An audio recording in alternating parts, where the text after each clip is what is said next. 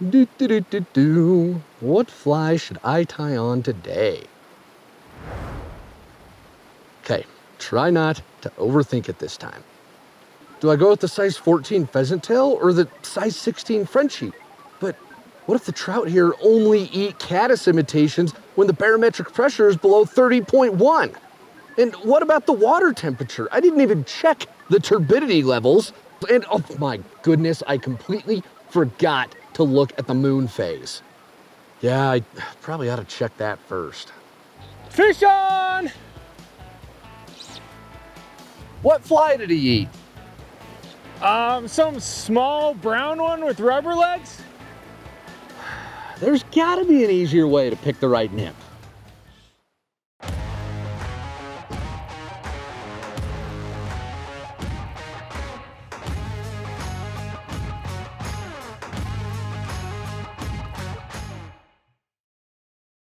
Today, we're diving into the fly box and talking everything nymphs. We'll cover what real-life aquatic insects imitate, how to always pick the right nymph for any fishing situation, the different types of nymphs that exist, and then we'll wrap up with a list of our favorite nymphs here at VFC. To understand what a nymph imitates, we need to learn about the most abundant food source related to fly fishing, aquatic insects. If you've ever heard the terms mayfly, midge, caddis, stonefly thrown around, these are aquatic insects. Nearing the end of their life, adults will fly around a bit, mate, then return to the water to lay their eggs at the surface. These eggs sink to the bottom of the river where immature insects hatch. These baby bugs are what we refer to as nymphs. These nymphs live underwater, under rocks, in sediment, vegetation, or swim around freely. Here they eat, grow, and develop for months or even a few years, depending on the species. Then, once they're ready to move out of mom and dad's basement and take on the world, these nymphs head towards the surface, a stage we refer to as emergers, and hatch into adults. And the circle of life continues. So the nymphs we use in fly fishing are designed to imitate those nymphs living below the water's surface. It's also good to know that because nymphs are fished subsurface, there are other non-aquatic insect food items that we lump into the nymph category as well. Scuds, sow bugs, worms, and eggs are fished just like any other nymph. Scuds and sow bugs are basically freshwater shrimp, and they never hatch into a winged adult. They live their entire lives underwater. Aquatic worms or annelids spend their life underwater too, and during the fall and spring, fish eggs can be swept up in the current, making them a high-protein meal ticket for hungry fish. In summary, we'll define nymphs as subsurface flies that imitate aquatic insects or other small food sources designed to drift naturally with the current. Now that we know what a nymph is, how do you know which one to use? I mean, there's thousands of fly patterns out there. Do you just pick the craziest or coolest looking ones and hope the fish like them too? Picking the right nymph takes a little bit more thought than that. But here's the good news. You can simplify things using our VFC right fly formula. We've taught this to thousands of anglers and it gets results, even if you have zero knowledge about bugs. When you get to the river before tying on a fly, take a few minutes to head to the water and flip over some rocks.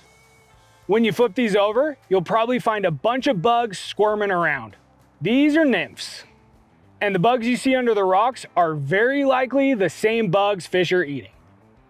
This is where the right fly formula comes in. You'll match the flies in your box to the real life bugs you saw under the rock by matching the size, then shape, then color. Size is the most important, color is the least. For example, if I turned a rock over and saw these little critters, one is significantly bigger than the other. I'd start out by first matching the size, so I'll look for a fly in my box that's roughly the same size as the one I want to imitate. Then I'll look for a match in shape. One is skinnier and worm-shaped, the other is long and segmented with distinct legs and a forked tail. Pick a fly that most closely matches the shape of the real-life bug. Finally, try and match the color if you can.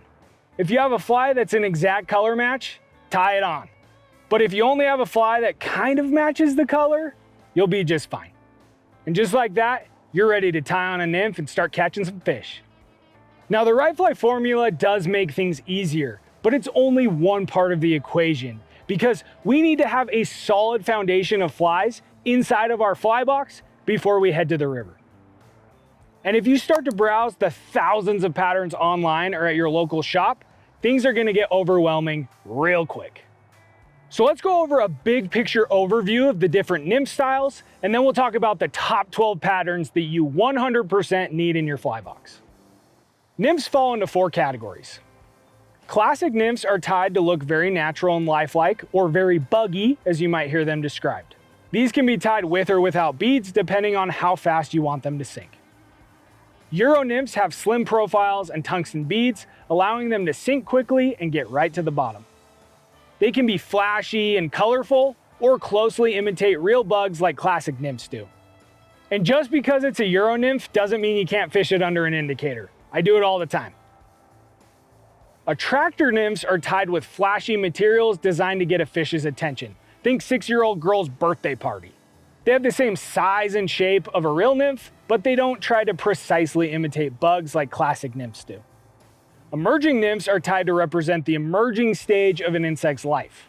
They're often meant to be fished a bit higher in the water, so they may or may not have beads on them. So when would you want to use each style of nymph? Classic nymphs are best used during spring, summer, and early fall. This is when trout are the most active, but if you get to the river and don't see any fish rising, it's a good idea to tie on some nymphs. Remember, 80% of a trout's diet is subsurface.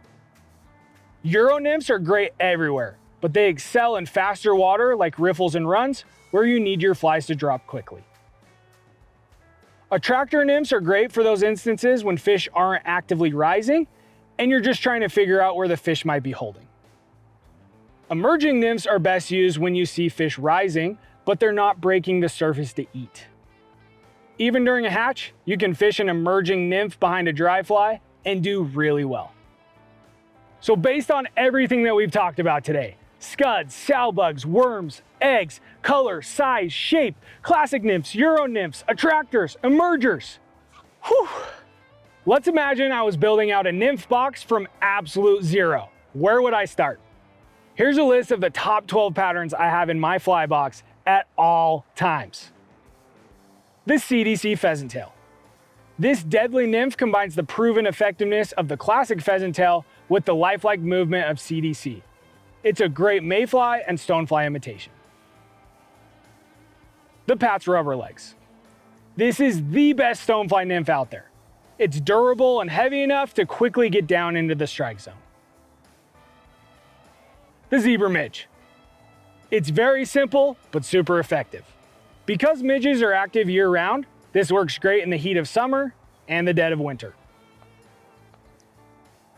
The hare's ear. This is a versatile, time-tested nymph that can imitate a wide variety of insects, including mayfly and caddis. It also works well in still water too. The bar's emerger. This is a great simple mayfly emerger that's awesome whenever mayflies are hatching. The Frenchie. This killer pattern can mimic a wide range of insects and has a bit of subtle flash to help seal the deal. It's like a classic and Euro nymph had a baby. The Prince nymph. This old school pattern is sneaky good. It can imitate stonefly and mayflies or attract fish with its lifelike action in the water.